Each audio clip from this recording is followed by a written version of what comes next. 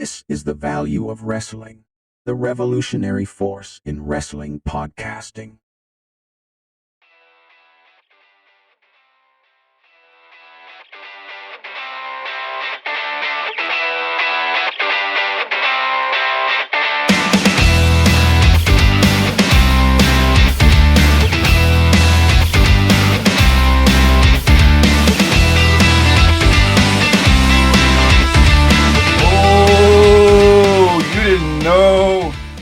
Welcome back on the Big Time. This is the Value Wrestling. This is a new episode of Big Tyme Rants. I thank you for joining me. I thank you for being here. Not a whole lot going on in the wrestling world, but a few things that are popping up that we're just going to quickly go through, talk about, discuss, and bring up. Welcome to the channel. Welcome to the show. We have the newest episode of the New Japan Pro Wrestling Rebound podcast brought to you by Mr. Z. That is up on the channel. Go check that out if you're looking for content about New Japan Pro Wrestling. We're going to talk about wrestling as a whole right here. We're going to talk about Rhea Ripley, Cody Rhodes. We're going to talk about the Sami Zayn, WWE and AEW in a lawsuit. Chad Gable speaks out, and a couple other things to get through. But a lot of things to talk about. Nothing major, nothing huge, other than maybe the Rhea Ripley discussion, but we're going to get into that. And it is being reported by Ringside News that there is a lot of detractors that seem to not be happy with the Triple H regime's new poster boy, Cody Rhodes. As witnessed on social media coming from the Ringside News, a Cody Rhodes backlash already seems to be on the horizon. Fans have been criticizing his limited promo delivery, lackluster beginning to his title reign, non-charismatic, and even calling for WWE to put the title back on Roman Reigns. This is indicative of the days of John Cena, who emerged as a top babyface but always garnered polarizing reactions from fans for years. It was tweeted out that conversations like his promos are all just the same. Didn't he finish talking yet? Are people already done with Cody Rhodes? Cody's title reign already seems boring for me. All y'all saying Cody is boring were the same people crying about him not getting a shot at WrestleMania 40. Okay, give the belt back to Roman. Cody cringe button. Cody era. Cody is so humble and grateful to be the champion. Man worked his butt off to get where he is. He earned it, and nothing was given to him. The guy is obsessed with The Rock. That's all he talks about. Cody is boring. And Cody gave a promo without mentioning the bloodline. I guarantee WWE is losing ratings. Cody is boring. With that promo, R-Truth and Miz are carrying Raw right now. These are all tweets and stuff that are coming out across the Twitter sphere. No wonder why I was falling asleep. Now I know why. So Roman's not being there every week is the same as Cody talking about nothing every week. The story's already boring. Triple H has been on a roll with these storylines lately. Cody's boring as hell. Boring Cody, boring. The title run is going to be historical. Can't wait. Same line every damn week. So a lot of people seem to be unhappy with Cody Rhodes in his current run, but I mean, his current run really hasn't started. He had his finished his story, gained his title, and has just started. He's going to have his first match against LA Knight or AJ Styles at Backlash. It does look like it's going to be AJ Styles, but people got to step back and give this time to get started. It hasn't even started. People are hating on Cody. Cody's still got bloodline storylines, still got his history with The Rock. There was promos with The Rock the week before. He's continuing these stories. And there's going to be a lot coming up, and it's helping promote the new bloodline story that we're seeing play out. So everybody's got to take a step back and give it time. Let Cody do what he's doing. Let Cody shine, because I think we're going to have a stellar story here. Will Cody hold the title as long as Roman? Probably not. But I think we have an interesting story coming forward. We're just going to all have to wait and see. Ringside News reporting on the relationship with Miro. He dishes and talks about his relationship with Bill Apter on Sportskeeda. He recently came out and said, I love the freedom of the styles we have. We have people from Mexico, from Japan, from Bulgaria, from England. You just come in and bring your style and fight the way you want to, which is really what I like. What brought me to this company in the first place is the freedom you get. Miro went on to say, today's great. Tony's great. He's creative. His mind is always running. He's always thinking about wrestling. He's always thinking about how to get things better. I respect that. I respect he loves wrestling, and now he's carried that to the second or one of the biggest companies in the world. Miro praising Tony Khan, where a lot of people don't see where Tony's creative direction's going. A lot of people think Tony does not have the creative juices to make it feel important, and that he is failing as a creative director, and that he should give up the book and the head of creative to somebody else. But Miro going, he has a lot of great ideas. I don't know if they transpire on TV that well. It'd be nice to sit down with Tony and talk about his creative ideas, whatever his creative aspects. What does he think AEW needs to do better? And what is the future of AEW? And what is he trying to garner? What is he trying to do? What is his purpose with AEW? What does he want AEW to be? A lot of stuff there that we're going to have to wait and see. Sami Zayn. Sami Zayn, the internal reaction to Sami Zayn's special entrance from Raw. Sami is now one of the biggest babyfaces in WWE after defeating Gunther for the Intercontinental title at WrestleMania 40. He had a solid match against Chad Gable.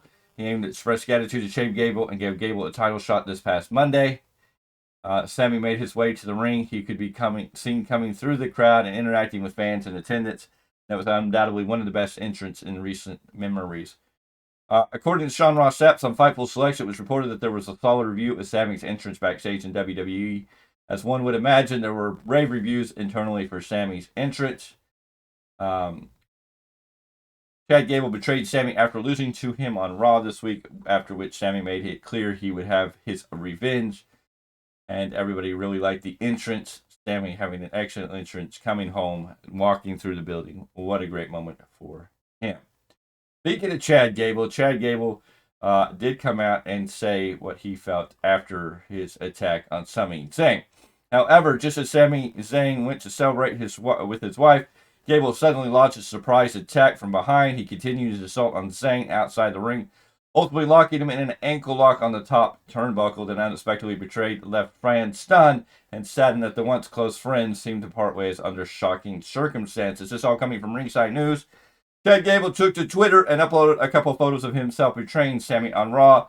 Gable shared his first remarks, stating that everyone in his position would have done the same thing, saying, and I quote, "Don't kid yourself, you would have done the same thing." Chad Gable taking to Twitter, making his post, making his comments say, Chad Gable, now on a heel run. What is this going to be for the rest of the Alpha Academy, Alpha University? It is going to be interesting. Kevin Nash stirring up stuff as he labels Will Ospreay as indie-rific star for taking shots at Triple H. Coming from Ringside News, Will Ospreay made the headlines over the internet and wrestling world after taking direct aim at WWE CCO Paul Triple H Levesque at last week's edition of Dynamite. In a response to comments made by the game regarding talent and hiring in WWE, where Ospreay did not fit the bill and chose to sign with a competitor, WWE Hall of Famer Kevin Nash, during the latest episode of Click This podcast, discussed Will Ospreay's jab at Triple H and speculated about the potential implications for him and if he were to seek employment with WWE in the future. And I quote, Kevin Nash went on to say, if you got the effing balls to take a shot, if you got the balls to take an effing shot at the effing boss, his wife, then you got the balls to effing show up and ask for an effing job. He better effing be able to have the balls to take whatever he's gonna dish. Moreover, the former WWE champion continued by stating that although Will is an exceptional talent in the business, there was no need for him to go after Hunter, as he did not specifically point towards the aerial assassin in his appearance at WWE World, where the subject matter was erased. And Kevin Nash went on to say, and I quote, everything in this business is part of the show. Is Will Ospreay an exceptional talent in his style? Absolutely. Does he have a place in this business? Absolutely. Since Paul Levesque didn't mention him by name, there was no reason for anyone to be upset. This situation highlighted why he might not have made the move to WWE. He may not have a deep understanding of the business like others do. Jade Cargill was smart in her approach. Look at Jade. Triple H is continuing to move on from signing free agents like Ospreay and focusing on the continuous growth of the company with records not seen in years. On the other hand, Will Ospreay is gearing up to take on the American Dragon Bryan Danielson at this month's AEW pay-per-view Dynasty. Kevin Nash not very happy that Will Ospreay took shots at his friend Triple H. I think it's low-hanging fruit. I think Will Ospreay could have done anything better than to attack Triple H and attack Stephanie McMahon, to attack Paul Levesque, whatever. At this, Paul did not say his name. He talked about people. It could have fit anybody, Bill, but I guess if the shoe fits, wear it. And Will Ospreay wanted to wear that shoe. What can you say? Man suing AEW and WWE for alleged plagiarism and lawsuit is now incarcerated. Yes, professional wrestling industry is known for its ever-changing landscape and the challenge of maintaining originality in storylines, characters, and other creative aspects. Ringside News continues to report recently a wrestler filed a plagiarism lawsuit against both WWE and AEW, accusing them of both using his intellectual property without permission. The lawsuit, which was initially dismissed, has now been given a second chance, reuniting the interest in the case. Anthony Dwayne Wilson's lawsuit against both WWE and AEW includes serious accusations of plagiarism and damages, claiming the company has used his creative work such as wrestling gimmicks, names, slogans, and likeness without his permission. He stated that these actions infringed upon his plans to launch his own wrestling promotion and his discussion with Bullet Club members about joining him. Wilson alleges that his career has been significantly affected by these actions, which he claims have caused market, product, personal, and financial damages. He accuses WWE and AEW of continuing to use his work without acknowledging or compensating him and argues that they intentionally derailed his career. Despite these accusations, the lawsuit was dismissed on November 3rd of 2023. The judge cited that neither defendants had been served with 90 days of the lawsuit's filing, which took place in August. As a result, the case did not proceed further, leaving Wilson's claim unaddressed in court.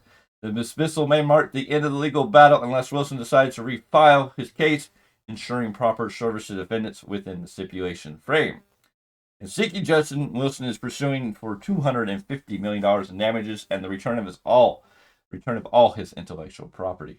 Initially filed a lawsuit in August of 2023, but it was dismissed in December of 2023 due to neither defendant being served within the 90-day period of filing. However, the lawsuit would then get a second chance at life. This time, both AEW and WWE were served properly, according to PW Insider. Anthony Dwayne Wilson filed a request with the United States District Court for the Northern District of Ohio on April 10th, requesting a stay in the case because he's currently incarcerated. Requests for a stay may impact the progress of the lawsuit against WWE and AEW, as it could delay proceedings until Wilson's situation changed or he's able to participate in legal proceedings. Dismissal without prejudice, which allowed Wilson to refile the lawsuit. Therefore, he has refiled the lawsuit to give it another try. We'll have to see how the proceedings in the case goes, as it seems like a fruitless endeavor at the moment. So, a lawsuit against WWE and AEW for using somebody else's characters, storylines. It's going to be interesting to see. But the man's now incarcerated, so everything's on hold. So, we'll have to see what comes out of that. And finally, Rhea Ripley. As we know, Rhea Ripley's journey in WWE has been marked by triumphs and challenges, including a dominant championship reign and significant victories alongside the inevitable hurdles of injuries. Ringside News reports. During this week's episode of Monday Night Raw in Montreal, Quebec, Canada, Rhea Ripley appeared with her right arm in a sling, delivering the unfortunate news of her relinquishing the WWE Women's World Championship due to injury. While specific details regarding her injury were not disclosed, reports from Brian Alvarez on the Wrestling Observer Radio indicated that Ripley suffered an AC joint sprain. Initial estimates suggested a recovery time of 4 to 6 weeks for regaining mobility, with a potential return to action approximately 3 months from now. However, PW Insider reported that the exact duration of Rhea Ripley's recovery remains uncertain and hinges on the factors such as necessity for surgery and the extent of her physical therapy. The injury was reportedly occurred when Ripley was sent into a wall by Liv Morgan during a confrontation, resulting in damage to the AC joint connecting her collarbone to her right shoulder. Should surgery be deemed necessary, Ripley's repercussion period may be prolonged as she undergoes the procedure and sequential healing before commencing physical therapy. Conversely, if surgery is not required, her recovery may be shorter, contingent upon her progress and therapy. Ripley took to Twitter to share a cryptic message, quoting lyrics from the Judgment Day theme song, accompanied by a photo of her Women's World Champion. See you on the other side. Meanwhile, Liv Morgan's reaction to Ripley's injury stirred controversy as she expressed joy over the situation. With tensions rising between the two, a future feud seems inevitable upon Rhea Ripley's return to WWE television. Fans await her triumphant comeback, and the stage is set for an intense rivalry between Rhea Ripley and Liv Morgan, showcasing the resilience and determination of both competitors. So we will have to see when Rhea Ripley returns. Can she make it back by SummerSlam? It's going to be done due to the extent of the injury and what could be going on. A lot of details yet to come, and we'll keep you posted on all that and everything you've heard today. But otherwise, I thank you for joining me. I thank you for taking time out of your busy day, your busy evening, whenever you decide to sit down and watch this and listen. We always appreciate you, and we hope that you appreciate everything we give you and are enjoying what we're giving you at the Value Wrestling. Make sure you give this video a thumbs up. Ring the bell for notifications so whenever we go live or new content comes out, you'll be notified about it. We will be live. I will be live possibly tomorrow with an AEW Dynamite review. And, of course, we will be live on Friday. Hopefully, Mr. Clark will be recovered from his issues and be able to join us for a live review of SmackDown this Friday. So be ready for that. Otherwise, we'll be here every Sunday. Every Sunday at 12 p.m. Pacific Standard Time with your weekly roundup podcast where we round up everything in the world of professional wrestling. Myself, Mr. Clark, and Mr. Z to cover all that. Go check out Mr. Z's newest upload, the New Japan Pro Wrestling Rebound podcast. He's posted that up today. Go check out what's going on in the world of New Japan. A lot of things moving. A lot of big changes are coming to New Japan Pro Wrestling. They have a big event coming into Southern California. They just got done with Windy City Riot. Lots of news, a lot of shaking going on. Check that out. Check out this date in wrestling history. It's a short form that comes out every day where we give you a brief history of what happened on this date in wrestling history. Make sure you check that out. Go ahead and hit that subscribe button. Become part of the Value Wrestling family. We are a growing family. We are growing big. We are growing strong. And we want you to be a part of that because the future is looking bright. We are here to be contenders, not pretenders. Believe that. We're going to be the best at doing simply what we do. We appreciate you for being here. And we'll see you on the next one.